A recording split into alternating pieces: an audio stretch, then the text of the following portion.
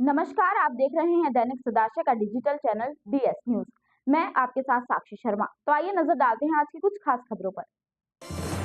मुजफ्फरनगर में हिंदू मामा राहुल ठाकुर ने अपनी मुस्लिम भांजी डॉक्टर अस्मा त्यागी को हेलीकॉप्टर से विदाई देकर सबको चौंका दिया। जानसठ रोड पर हुई शादी में यह अनोखा भात जीआईसी मैदान में हेलीकॉप्टर लैंडिंग के साथ यादगार बन गया। 3 पीढ़ियों से चले आ रहे पारिवारिक रिश्ते का ये तोहफा 8 से 9 लाख का था। चाचा साजिद और दूल्हा सादाब ने इसे एकता का खूबसूरत संदेश बताया। तेजी की शादी है जी। और ये हेलीकॉप्टर जो है असल में हमने नहीं बुक किया है, तो एक अपने राहुल ठाकुर है, उन्होंने अपनी भांजी को एक गिफ्ट कह लीजिए, मतलब बात के नाते कह लीजिए, उन्होंने किया है जी। राहुल ठाकुर जी ने 3 पीढ़ियों से उठ बैठ चली आ रही है, हर सुख दुख के साथी वो भी और हम भी है। तो उन्होंने इसे मद्देनजर रखते हुए एक मौका आया, तो मतलब उन्होंने हमें तो बिल्कुल ऐन मौके बताया सरप्राइज के तौर पर कि मैंने इसकी परमिशन करा दी है। इस तरह हमें जानकारी भी नहीं थी इस चीज़ की, तो दोनों सब कुछ काम कंप्लीट कराने के बाद हमें मतलब परमिशन ला के दी। इस तरफ मतलब मिसाल अच्छी जानी चाहिए, अच्छा संदेश जाना चाहिए, प्यार मोहब्बत का, इंसानियत का। इसमें कोई हिंदू मुस्लिम का मतलब मेरे नज़र में कोई मामला बैठता नहीं। ये जो है परवीन है, जो ये हमारे पास में गांव पड़ता है ना, नैमू की बेटी है, ये अमजद भाई की बहन है, ये बराबर अमजद भाई हैं। हमारे और इनके 3 पीढ़ियों के पारिवारिक रिश्ते हैं। हमें ये नहीं पता हम हिंदू हैं या वे मुसलमान हैं, हम हिंदू, हमें ये पता हम उसके भाई हैं, वो हमारी बहन है। चाहे वो भारी बीमारी का मामला हो या सुख दुख का मामला हो, पूरा परिवार कंधे से कंधा मिलाकर खड़ा रहे। हमें जाति धर्म का कोई ज्ञान नहीं रहता कि ये क्या है, केवल ये पता कि हमारा एक परिवार है। बस सर, हमारे राहुल ठाकुर मामू जी हैं, ये हमारे से अच्छा प्यार करते हैं। इन्होंने हमें गिफ्ट दिया है। 3 पीढ़ियों से नाता है मामाओं का हमारा। पुराने हिंदू मुस्लिम समाज एकता की मिसाल के उससे ये हमारे श्री 1008 महावीर भगवान का 2624वां जन कल्याणक महोत्सव जनपद में धूमधाम के साथ मनाया गया। इस अवसर पर श्री दिगंबर जैन पंचायती मंदिर चौड़ी गली नई मंडी के साथ ही अबुपुरा शहर स्थित जैन मंदिर परिसर से श्री महावीर भगवान की भव्य रथयात्रा निकाली गई। नई मंडी मंदिर से आरंभ हुई रथयात्रा नई मंडी के विभिन्न मार्गों से निकाली गई। इसमें आस्था का ऐसा सैलाब उमड़ा जिसमें पूरा क्षेत्र भगवान महावीर का गुणगान करता नजर आया। मुख्य अतिथि चंद्र कुमार जैन, राज्य मंत्री कपिल देव अग्रवाल, सांसद हरेंद्र मलिक, गौरव स्वरूप वरिष्ठ भाजपा नेता, समाजवादी नेता गौरव जैन, जिला प्रभारी आनंद प्रकाश व मंदिर अध्यक्ष अमित कुमार जैन, एडवोकेट अशोक जैन, नवीन जैन सहित सैकड़ों श्रद्धालु उपस्थित रहे। आज ये बहुत ही उल्लास का पर्व है कि भगवान महावीर जी अहिंसा के पुजारी, उनका आज 2625वां जन्म कल्याण महोत्सव है। पूरे मुजफ्फर में, पूरे प्रदेश में, पूरे हिंदुस्तान में बहुत ही हर्षोल्लास के साथ भगवान महावीर का जन्मदिन हम सब मना रहे हैं।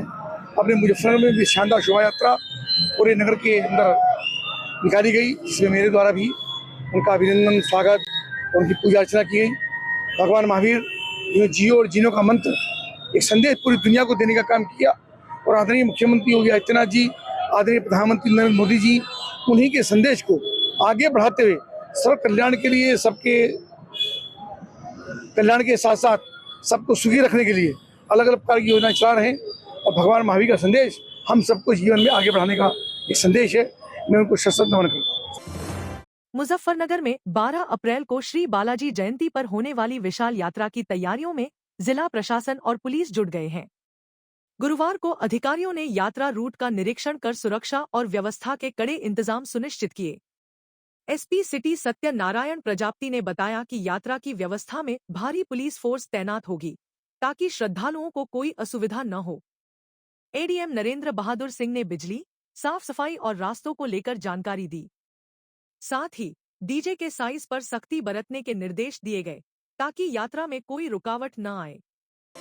देखिए, जैसा आप सभी जानते हैं कि हर वर्ष की भांति इस वर्ष भी बालाजी शोभा यात्रा निकलनी है। 12 तारीख का ये कार्यक्रम प्रस्तावित है।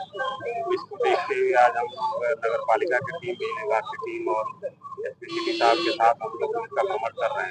बड़े डीजे के लिए भी जो आयोजक मंडल है उनसे बात की गई है और ये बताया गया है उनको कि जो भी रास्ते हमारे सकरे उनको देखते हुए अपने डीजे की साइज रखें, ऐसा डीजे न रखें जो हमारे रास्ते में जैसा कि आप लोगों को विदित है, जनपद मुजफ्फरनगर की सबसे बड़ी जो शोभा यात्रा रहती है बालाजी जयंती के अवसर पर, वो इस वर्ष दिनांक 12 अप्रैल को होना प्रस्तावित है, जो अभी से 2 दिन बाद में है।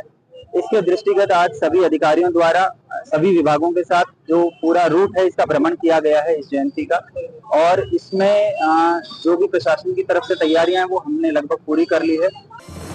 मुजफ्फरनगर में पुरबालियान गांव के 38 साल से चले आ रहे चकबंदी विवाद ने अब तूल पकड़ लिया है। भारतीय किसान यूनियन के कार्यकर्ताओं ने गुरुवार को डीएम आवास पर प्रदर्शन कर हरिजन बस्ती को उजाड़ने की कोशिश करने का आरोप लगाया। उनका कहना है कि 38 साल पहले आरक्षित 12 बीघा जमीन पर काबिज दलित बस्ती को प्रभावशाली लोग उजाड़ना चाहते हैं। शिकायत के बावजूद सुनवाई न होने से नाराज कार्यकर्ताओं को डीएम ने आश्वासन दिया कि बस्ती नहीं हटेगी। भाकियों ने चेतावनी दी कि आश्वासन न पूरा होने पर बड़ा आंदोलन होगा। तो अगर यह जमीन यहाँ से हटाई जाएगी तो हम गरीब समाज के साथ है। भारतीय किसान यूनियन का एक कार्यकर्ता, हरिजन आबादी जहाँ है वहीं रहेगी, और जो खेल के मैदान और जितने भी मदों में जमीन वहां लगी हुई है उससे सब संतुष्ट है। 37 साल पुरबालियान में चकबंदी चलते हुए हो लिया। मुजफ्फरनगर में नरेंद्र मलिक की ट्रैक्टर से कुचलकर मौत के बाद ग्रामीणों ने शव सड़क पर रखकर नेशनल हाईवे 709 जाम कर दिया। पहले हादसा माना गया मामला गुरुवार को हत्या में बदला, जिसमें जोगिया खेड़ा के दिलशाद पर आरोप लगा। सरसों को लेकर हुई कहासुनी के बाद हत्या से गुस्साए परिजनों और ग्रामीणों ने सख्त कार्रवाई की मांग की। जाम से यातायात ठप हो गया। मेरा भाई होती में था, मेरे पापा ने शिशु काटने के लिए कहा, उन्होंने बिजली काटता नहीं, मैं क्या तेरा ठेका ले रखा है क्या, और गाड़ी को लॉन्च करिए। मुजफ्फरनगर के भोपा बिजली घर में गुरुवार दोपहर बकाया बिल के चलते काटे गए कनेक्शन से गुस्साए 2 दबंगों सोनू और मोनू ने जमकर हंगामा काटा। हद तो तब हो गई जबकि station supply operator Praveen Kumar Rathi के साथ मारपीट की गई। यहां तक कि रजिस्टर फाड़ दिया गया, और जब 2 लाइनमैन समद और अनिकेत बचाव में आए तो उनके साथ भी मारपीट की गई। गाली-गलौज और धमकियों के बीच पुलिस ने दोनों आरोपियों को मौके से हिरासत में लिया और भोपा थाने ले गई। पीड़ितों ने तहरीर देकर पुलिस से सख्त कार्रवाई की मांग की है। मुजफ्फरनगर में भ्रष्टाचार की शिकायत करना अभिषेक कुमार नामक शहरी नागरिक को भारी पड़ गया। जिला बेसिक शिक्षा अधिकारी कार्यालय के खिलाफ जनसुनवाई पोर्टल पर शिकायत दर्ज करने के बाद से ही उन्हें धमकी भरे कॉल्स आने शुरू हो गए। खुद को साइबर सेल के अधिकारी बताने वाले लोगों ने उन्हें थाने में हाजिरी लगाने की चेतावनी दी। 9 अप्रैल को तो 2 लोग उनके घर तक पहुंच गए और परिवार को धमकाया। डरे हुए अभिषेक ने पुलिस से मदद मांगी है। अभी कुछ दिन पहले मैं भाई के साथ में, दोस्त है अपने अच्छे, तो उनकी लड़की का एडमिशन करवाने के लिए गया था आईटी के तहत। इसमें क्या होता है, गवर्नमेंट कुछ प्राइवेट स्कूल में 1 किलोमीटर दूर के दायरे में लगी सरकार देती है उसका खर्चा। तो सर मैं इसलिए गया था, और जो अंकुर नाम का है जो नीचे बैठते हैं अंकुर, उन्होंने बोला मेरे से इसमें पैसे देने का कुछ मैटर ही नहीं बैठता सर। तो वे बोलते हैं कि इसमें पैसे चाहिए। मगर सर पैसों का तो कोई वही नहीं है। तो एक अंकित है, अंकित ने कहा भाई हम एडमिशन नहीं होने देने के। मुजफ्फरनगर की भौराकला थाना पुलिस ने एक ऐसे शातिर मोबाइल चोर को गिरफ्तार किया है जिसने कृष्ण गर्ल्स कॉलेज से लड़कियों के 36 मोबाइल चोरी किए थे। पकड़े गए बदमाश वंश के पास से पुलिस ने चोरी के 23 मोबाइल और एक तमंचा बरामद करने का दावा किया है। पूरा मामला भौराकला थाना इलाके के सिसौली गांव का है। ये मामला एक प्राइवेट स्कूल का है जो सिसोली में स्थित है। उसमें ये युवक 19 वर्ष का जो है ये चौकीदारी का काम करता है। वहीं पे इसके पास ये काम था चीज़ों को रखने का, सहेजने का। वहीं से इसने 36 फ़ोन चुराए हैं। 23 फ़ोन बरामद हो चुके हैं, उसके साथ एक तमंचा मिला है। 13 फ़ोन रह चुके हैं जो जल्दी बरामद हो जाएंगे। उत्तर प्रदेश विधानसभा के अध्यक्ष सतीश महाना अपने 2 दिवसीय भ्रमण पर गुरुवार शाम जिला मुख्यालय पहुंचे तो भाजपा और रालोद नेताओं के साथ ही मंत्री और विधायकों ने उनका स्वागत किया। इस दौरान सतीश महाना ने कहा कि मुजफ्फरनगर जनपद से उनका गहरा संबंध और दिल का नाता है।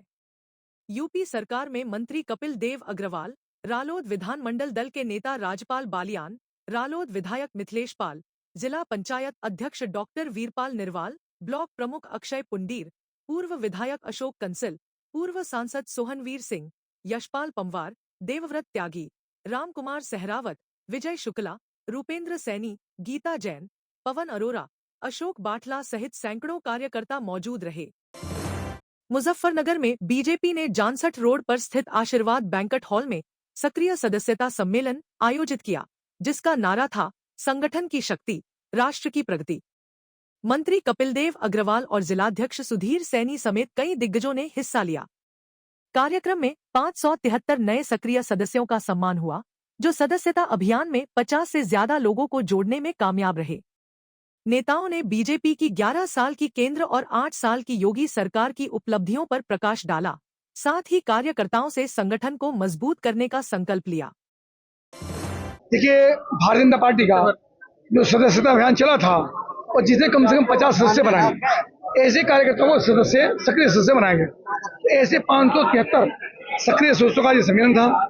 भारतीय जनता पार्टी ने कैसे भारतीय जनता पार्टी उदय हुआ, कैसे गठन हुआ, कहाँ तक की यात्रा की, 11 वर्षों के अंदर केंद्र सरकार ने कैसे कैसे काम किए, उत्तर प्रदेश के अंदर 8 वर्ष के अंदर कितने जनहितैषी काम हुए, उन सबकी चर्चा लेकर के आज समाज को बताने का काम किया। मुजफ्फरनगर की सड़कों पर गुरुवार शाम एक मार्मिक और भावुक दृश्य देखने को मिला, जब किन्नर समाज ने 6 वर्षीय मासूम बच्ची के साथ हुई बर्बरता के खिलाफ कैंडल मार्च निकाला। छत्तीसगढ़ में रामनवमी के दिन एक मासूम के साथ दुष्कर्म और हत्या की दिल दहला देने वाली घटना ने पूरे देश को झकझोर कर रख दिया।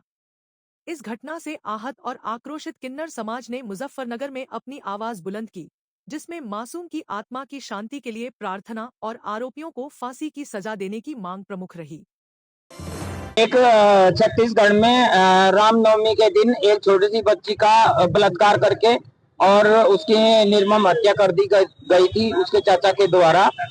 तो जो उसमें आज हमारी जो राष्ट्रीय अध्यक्ष है नाजिम बाजी राष्ट्रीय किन्नर संघ की, और जो हमारी प्रदेश अध्यक्ष है संगीता बाजी, उनके आश्वासन से ही आज हम उनके श्रद्धांजलि के रूप में एक कैंडल मार्च अपने मुजफ्फरनगर डिस्ट्रिक्ट में निकाल रहे हैं, ताकि भगवान उनकी आत्मा को शांति दे। आज के लिए बस इतना ही। हमसे जुड़े रहने के लिए हमारे YouTube चैनल को सब्सक्राइब करें, Facebook पेज को फॉलो करें और हाँ, अगर आपको हम तक कोई जानकारी पहुंचानी है तो स्क्रीन पर दिए गए नंबर पर संपर्क करें। तो मुझे दीजिए इजाजत। नमस्कार।